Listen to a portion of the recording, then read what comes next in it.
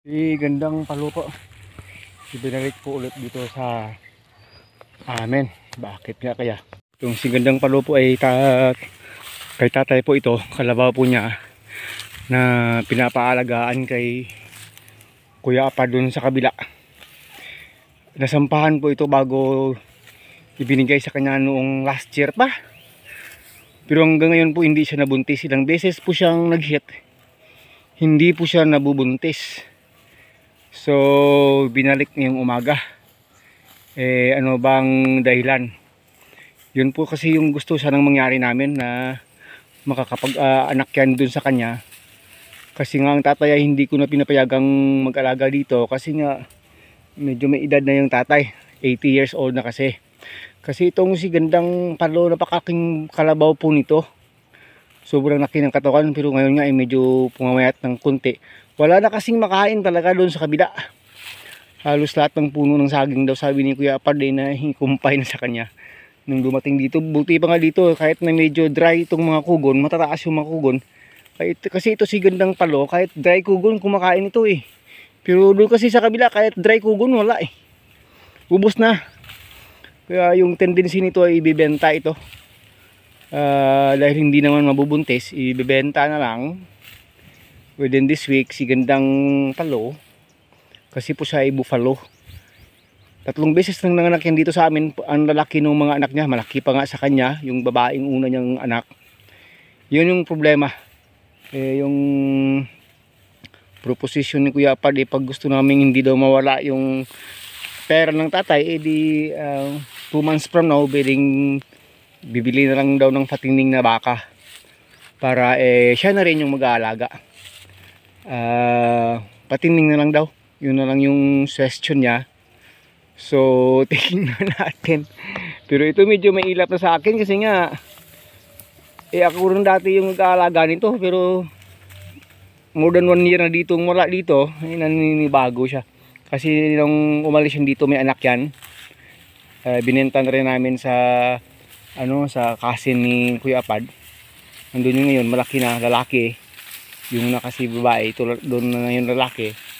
Tingnan nyo naman katawan, yung mahaba po ito. Estimate ko kung tumaba nga ito, baka abutin ito ng half ton to 600,000 at 600 kilos 500 to 600 Mahaba at mataas po ito. Kasing tangkad lang yata ng tatay ko ito hanggang dyan sa niya, cut niya no. Malaking po ito, inahing karabaw po ito. Kaso medyo parang mailap na sa akin sa ngayon. Bait rin. Buhay No. Yan po. Nanibago sa akin. Parang hindi na ako nakilala. Kasi yung nag-aalaga talaga sa kanyang dati ay ang tatay. Ayun. Medyo busog rin gani. Rapi TV kung kilala ikaw. Kaya gawa ka na kanya mo.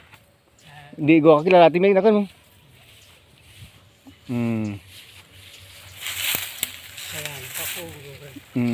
Buka lahat ng pangadaan. Yung daan mga karat ginubag Ay, tanadya. Basi ito kayo nila sa basi. Aw.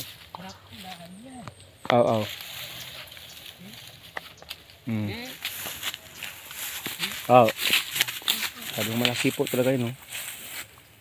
Nag-hit ka nung gani, kung kapon dyan. Pigal ko nung kapon dyan mo. Hindi mo gwa pagburubian. Hindi ko ni basi malagi mga konda. Sumali gani diyaw to. Kilala na ikaw. Sumali to na. Sumali rin to ganda bago ra. Ba ang good pang kuan.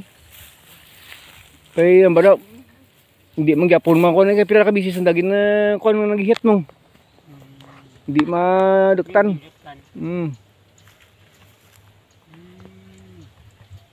Ti ano na, kunin na niya. Kati na marap na, masab na niya mo. Saan, kurang ilang taon. Nagamay-gamay, ganit gawa kong para, sa pagkita ko, rin niya. Tamo bakar ano, kaga ang kolor tama kaya itam dra. Yun po, bago kasi 1 year na hindi sila nagkaharap nitong tatay. Puro tatay talaga yung nagpalaki, nagpaalaga sa kanya. Natiyatiyanin ko kulo na. Yung kaptan mo ang kalat mo, okay naman. Kilala na mga ikaw, no? Kaya na bro. Mm. Eh? Hindi mong guwang pasakay ram. Ha? Hindi mong guwang pasakay kung ano. Kilala na pa rin yung tatay kasi ilang years yan dito kay tatay. Pero sa akin parang ayaw pa ano eh.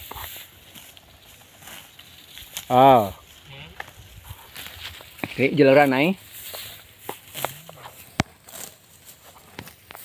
Sarap na sarap sa dito kasi walang damo sa kabila.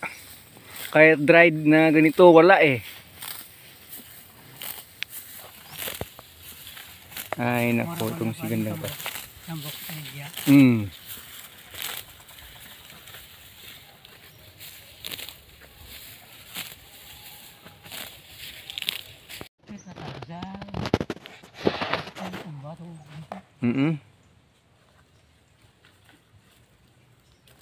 Kung bukan init.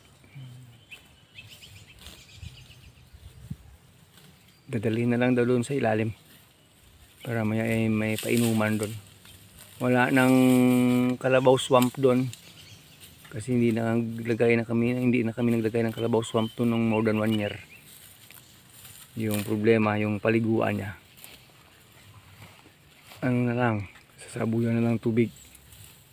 Tabo-tabo. Kulang tubig ngayon eh. Kulang pa tubig, kulang pa rabuan mo. Kulang pa kain, kulang pa tubig. Bisan abag kugon no. Doon sa ginalina na wa gid ti rabuan tubig mo. Nami iya kong aga pa. Ya. Aga pa gid, busog eh. Lumak tinaw na kung aga pa gid.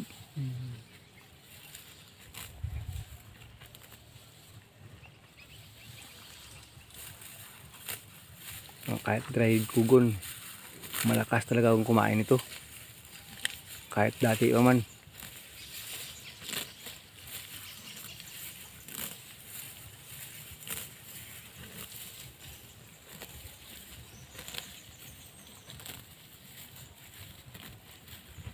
Ay, si gandang palo.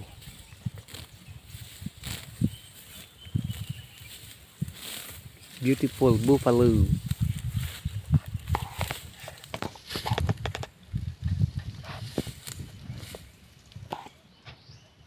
Piling na likod na.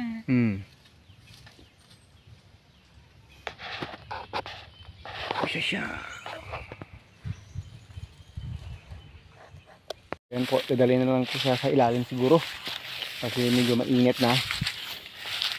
Alam ko kasi parang hindi na kami makilala masyado pero mabait na rin to dati. Mabait niyan dati. Ayan. Kasi dito matatakot ka kasi mahaba yung sunga at saka malaking masyado katawan eh.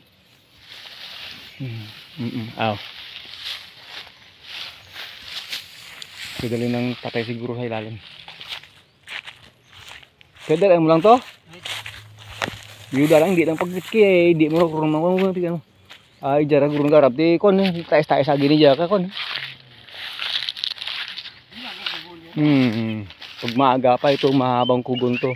Kakainin niya to. Kasi walang kain dun sa kabila kahit kugon eh. Yung pinanggalingan niya, ganito na lang o yan. Ganyan na lang. Dito. Nabusog siya sa kugon. Ang karat na tayo ba si Anarabalo na? Karat ni Ranjara. Ay, daan da. Hindi mo naman na kinanglanangay. Ano ka na? Labog mo niya kalat na kung kamuji. Gamitin mo karat na tayo. Yung dikta sa ilong ram. Mamumpay ikaw? Dipindi ko rin dyan. Kung pagsiyan madaralang ko tiga may alin sa sagwa. Mamita na ko kumpay ko dyan. Siya. Yun po mga ka-farm. Si gandang palo. Nandito na naman sa amin. Mga 1 week lang yan dito. Siguro, ibibenta na rin talaga.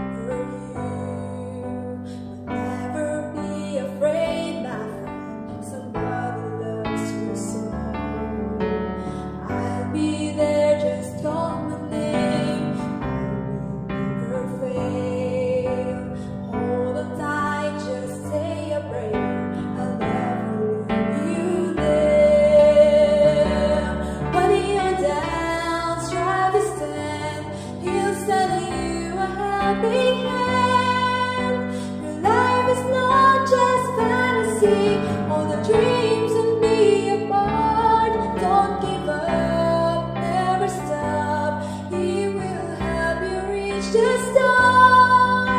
Though maybe you don't understand all the dreams and trust His heart.